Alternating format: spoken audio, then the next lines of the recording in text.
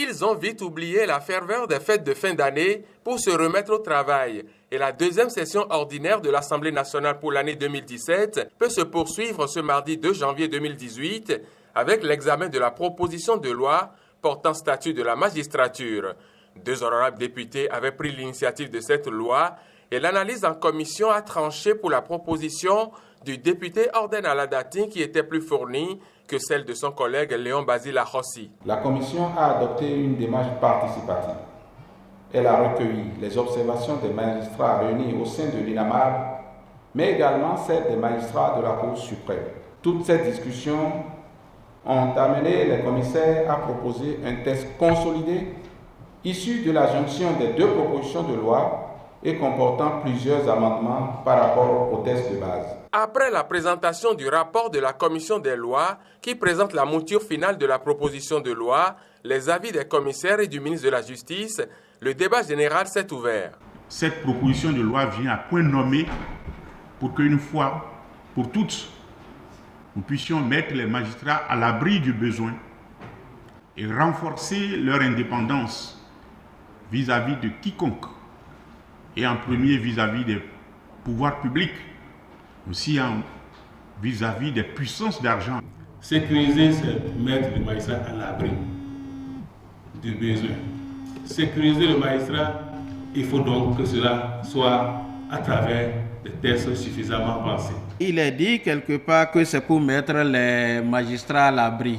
Je souhaite que ce soit à l'abri de la corruption des forces extérieures et également que le magistrat soit à l'abri du pouvoir exécutif en lui donnant la plénitude de son pouvoir. Je voudrais souhaiter que dans l'étude de cette loi-là, tout ce qui peut faire avancer la magistrature, tout ce qui peut donner la dignité aux magistrats soit accepté, quel que soit le coût que cela aurait pour notre nation.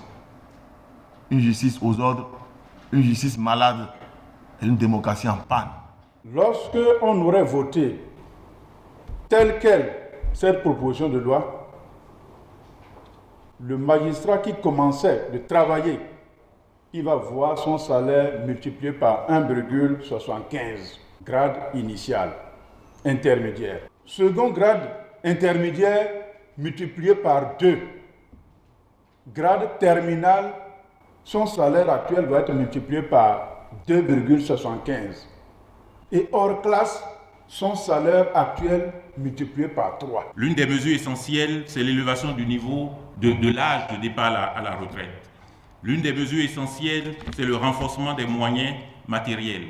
L'une des mesures essentielles, c'est le renforcement des droits des magistrats. Et pour tout cela, le gouvernement est favorable à l'adoption de ce texte. Les honorables députés vont adopter d'examiner la proposition de loi portant statut de la magistrature, titre par titre.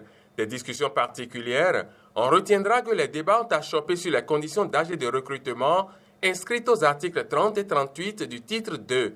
Ils seront finalement passés au vote. Où nous adoptons le texte tel qu'il est, 21 ans, 35 ans, où nous l'amendons, 25 ans, 40 ans, ou bien 23, 40 ans. Quels sont ceux qui sont pour 21 ans? Levez la main.